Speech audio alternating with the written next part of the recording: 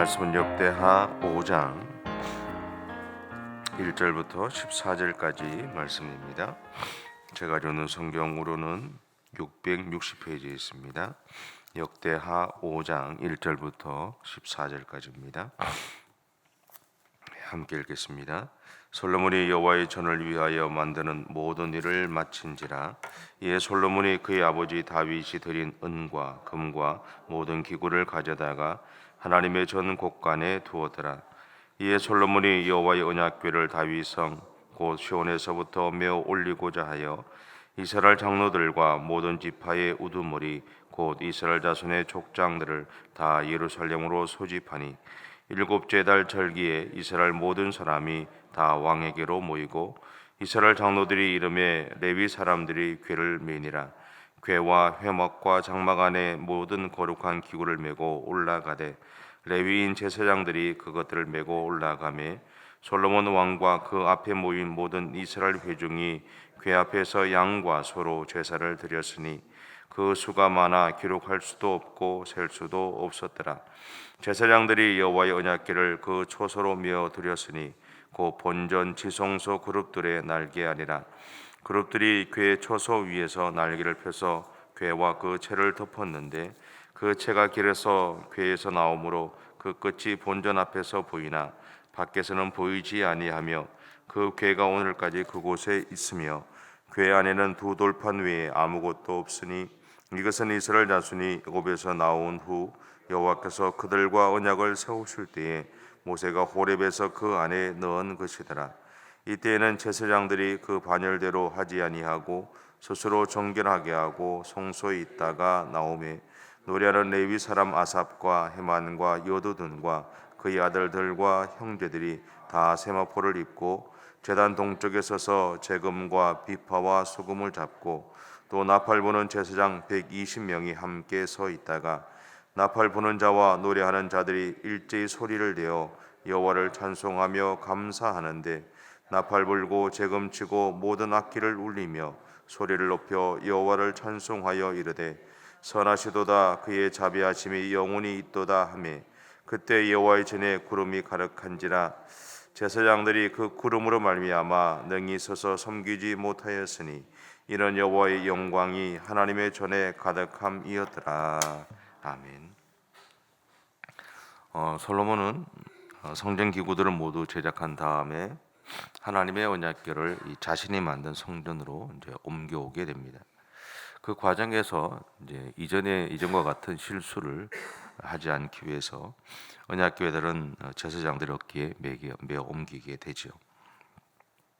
이러한 결과에 대해서 이제 13절과 14절은 이렇게 고백을 하죠.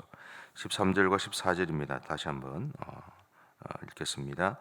나팔 부는 자와 노래하는 자들이 일제히 소리를 내어 여호와를 찬송하며 감사하는데 나팔 불고 재금치고 모든 악기를 울리며 소리를 높여 여호와를 찬송하여 이르되 선하시도다 그의 자비하심이 영원히 있도다 하매 그때 여호와의 전에 구름이 가득한지라. 제사장들이 그 구름으로 말미암아 능히 서서 섬기지 못하였으니 이는 여호와의 영광이 하나님의 전에 가득함이었더라. 아멘. 그들의 이러한 수고를 통해서 하나님이 응답하신 것은 하나님이 그들의 성전 가운데 함께 하셔서 하나님의 영광 받으시고 하나님 기뻐하셨다는 것을 간접적으로 보여주신 것이죠. 그런데 언약궤를 자신이 만든 성전에 모신다는 것에는 한 세 가지 정도의 의미가 있습니다. 첫째는 솔로몬에게는 자신이 다윗의 정통성을 이어받은 왕이라는 것을 증명하는 시간이 되었다는 것이고요. 또 하나는 솔로몬이 하나님에게 인정받는 왕이 되었다는 것을 의미했다라는 겁니다. 그리고 또 하나는 솔로몬이 이끌 나라의 미래가 하나님의 함께하심과 하나님의 축복하심 아래 있게 되었다는 것을 의미했다라는 것이죠. 우리에게 있어서 하나님의 함께하심이 중요한 이유에 대해서 성경은 요셉과 다윗을 통해 알려주고 있습니다. 먼저는 하나님이 그들로 하여금 세상에서 인정받게 하셨다는 것이고요. 다음으로는 하나님의 축복하심이 그들을 통해서 세상에 흘러가고 있음을 세상이 보게 하셨다는 것이죠. 이것을 보여주는 것이 창세기 39장 2절과 3절인데 제가 읽겠습니다. 여호와께서 요셉과 함께 하심으로 그가 형통한 자가 되어 그의 주인 애굽 사람의 집에 있으니 그의 주인이 여호와께서 그와 함께 하심을 보며 또 여호와께서 그의 범사에 형통하게 하심을 보았더라. 그렇게 고백합니다. 마찬가지로 사무엘상 18장 12절과 28절은 이렇게 고백합니다. 여호와께서 사울을 떠나 다윗과 함께 계심으로 사울이 그를 두려워한지라 여호와께서 다윗과 함께 계심을 사울이 보고 알았고, 이제 그렇게 이야기하죠. 바로 이런 이유로 하나님이 함께 하시는 오늘 우리 또한 두려움의 대상이 된다라는 겁니다. 하지만 11절을 보면 언약궤를 성전으로 옮기는 과정에서 제사장들이 그 반열대로 하지 않았다라고요. 물론 몸을 정결하게 하고 그런 과정들은 다 했지만 원래 정해져 있던 순서대로 하지 않았음에도 불구하고 하나님이 솔로몬이 만든 성전에 임재하셨다는 것을 우리에게 보여주고 있어요. 이런 하나님의 모습은 오늘 우리에게 희망을 주죠. 그 이유는 때때로 우리는 우리의 열심만으로 살아갈 때가 있다는 겁니다. 그런데 그 순간에도 하나님은 우리의 마음을 살피시고 우리와 함께 하신다는 것을 알게 하신다라는 겁니다. 이것은 마치 자녀들이 부모에게 무엇인가를 했을 때 사실은 부모의 마음에 흡족하지 않을 때가 있습니다. 그런데 대부분의 부모님들은 그것을 한 자녀의 마음을 알고 있기 때문에 좋아해 주는 것 같이 좋아해 주는 모습들을 보여주죠. 그거 같습니다.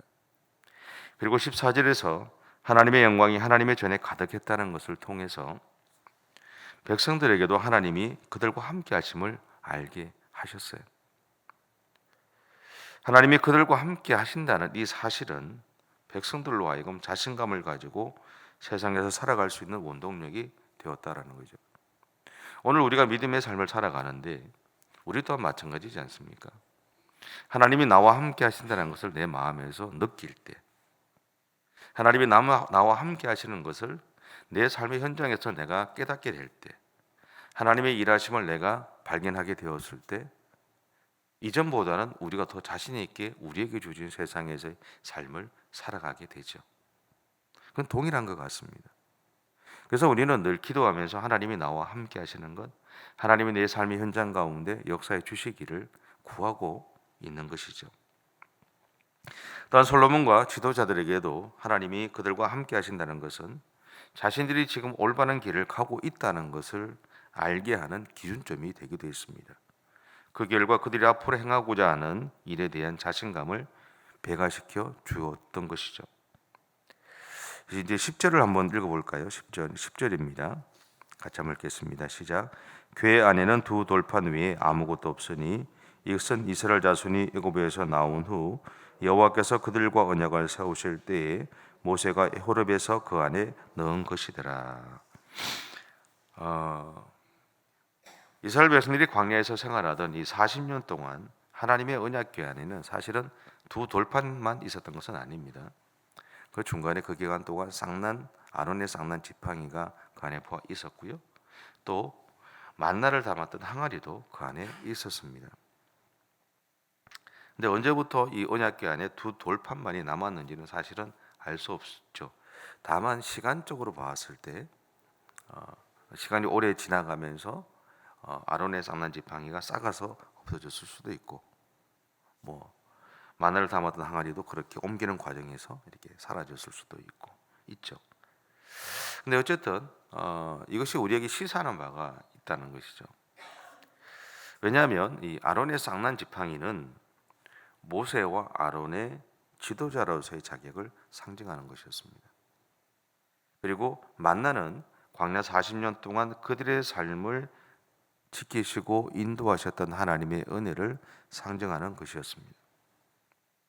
그런데 아론의 쌍난 지팡이가 사라졌다는 것은 이제는 지도자의 자격을 논할 시대가 아니다라는 것을 의미하죠. 지도자의 자격이 있느냐 없느냐가 아니라 이미 그렇게 세워진 사람이 있고 그 사람들의 가족과 후대를 통해서 나라가 이루어지고 있다는 것을 의미합니다. 또 마늘을 담은 항아리가 사라졌다는 것은 이제는 자신들이 직접 먹을 것을 구할 수 있게 되었다는 것을 의미합니다. 또 다르게 보면요, 하나님이 약속하셨던 그 약속이 성취되었다는 것을 의미하기도 한다라는 겁니다. 하지만 동시에 지금의 시대에는 하나님의 특별한 임재하심을 기대하는 마음이 상실되어 가고 있다는 것을 알려주는 것은 아닐까 하는 생각이 들기도 했습니다. 그럼에도 불구하고 두 돌판이 존재한다는 것은 과거나 지금이나 우리는 하나님 곧 하나님의 말씀을 바탕으로 믿음의 삶을 살아가야 한다는 것을 우리에게 알려주고 있다라는 것이죠.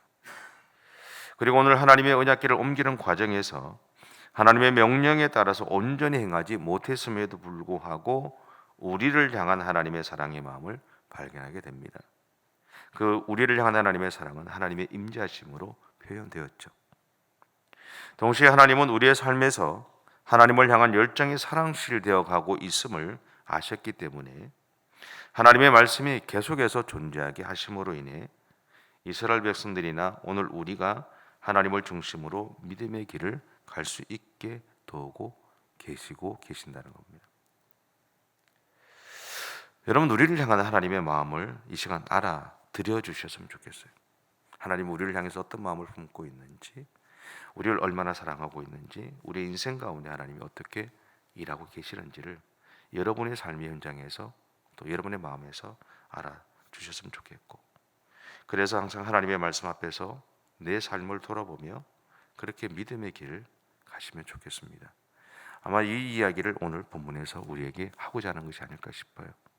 하나님은 늘 일방적으로 우리를 향한 사랑을 고백하지만 우리는 그 하나님의 사랑에 응답하지 못하며 살아갈 때가 많고, 그 하나님의 사랑을 알지 못하고 넘어갈 때가 많은 것이 우리들의 모습이죠.